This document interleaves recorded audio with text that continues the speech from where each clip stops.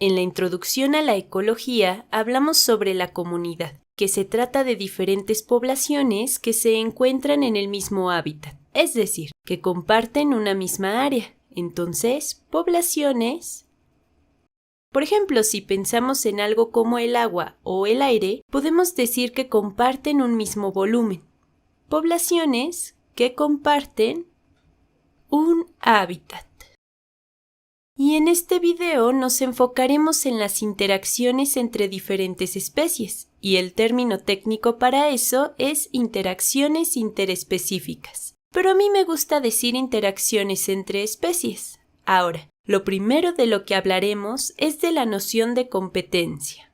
La competencia es cuando diferentes poblaciones o especies compiten por los mismos recursos. Por ejemplo, imaginen un bosque en el que existen diferentes poblaciones de plantas que compiten por la luz del sol, por el agua y por los nutrientes del suelo. Y miren, aquí tenemos la fotografía de una comunidad. Aquí hay diferentes poblaciones de peces y otras cosas como anémonas y coral. Todos comparten esta misma región, y muchos de ellos pueden estar en competencia con otros. Tal vez vayan tras la misma comida o quieren ocupar el mismo lugar. Y muchas veces, cuando se habla de estas interacciones interespecíficas, verán algo como esto: menos, diagonal, menos. O si lo quieren ver de otra manera, signo negativo, diagonal, signo negativo. Eso significa que este tipo de interacción en el que hay dos especies, o mejor dicho, dos poblaciones que están en competencia, entre más haya de una, tendrá un efecto negativo en la otra, y viceversa.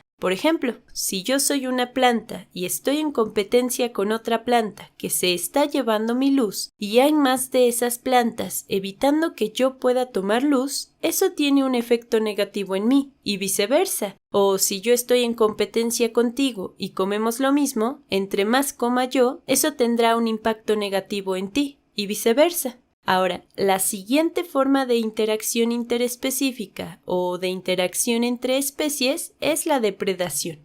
La depredación es cuando a una población le gusta comerse a otra población. Y tal vez ustedes asocien la depredación con imágenes como esta, que pasan en los programas de televisión y los documentales, en donde un leopardo caza a una gacela o a un venado o algo por el estilo.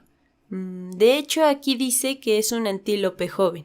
Bueno, esta es una depredación, pero no es la única forma de depredación porque miren, en esta imagen tenemos a una cabra comiendo pasto, y esto también es depredación. No es tan sangriento ni violento, pero sigue siendo depredación, porque tenemos a una especie que se come a otra especie, y en este caso tenemos a este animal, la cabra, que se come el pasto. Y este tipo específico de depredación se llama herbivoría.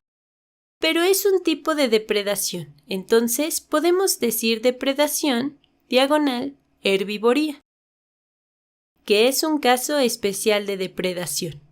Y comúnmente verán más, diagonal, menos. Entre más, digamos que entre más presas existan, por así decirlo, eso beneficia al depredador, pero entre más depredadores existan, eso tendrá un efecto negativo en la presa. Ahora, existen otro tipo de interacciones que son interacciones a largo plazo, en los que hay organismos que muchas veces viven juntos o incluso que viven uno en el otro. Y el término general para estos organismos que decimos que tienen interacciones estrechas a largo plazo es simbiosis.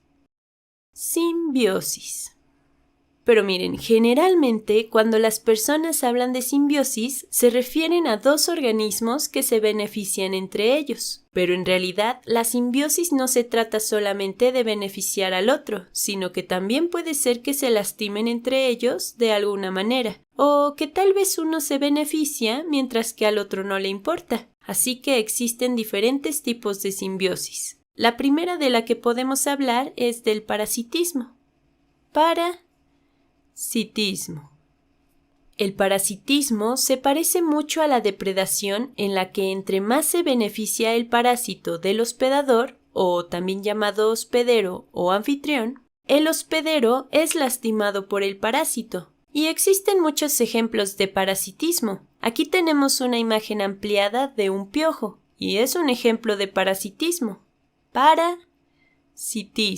Porque en este caso podemos decir que el piojo es un parásito que se beneficia al vivir en el cabello, porque de ahí obtiene su alimento. O puede vivir en el cuero cabelludo, en donde obtiene alimento al chupar la sangre, y también puede dejar sus huevos en el cabello, que para el piojo es un lugar seguro del resto del ambiente. Pero eso es negativo para nosotros porque nos da comezón, pues está tomando de nuestra sangre, y eso es muy incómodo. Entonces, el parasitismo es bueno para el parásito como la depredación es buena para el depredador, y en el caso del parasitismo no es muy bueno para el hospedero. Ahora, existe otra situación en la que hay beneficios para las dos partes, y a eso se le conoce como mutualismo. Lo escribiré de otro color. Mutualismo.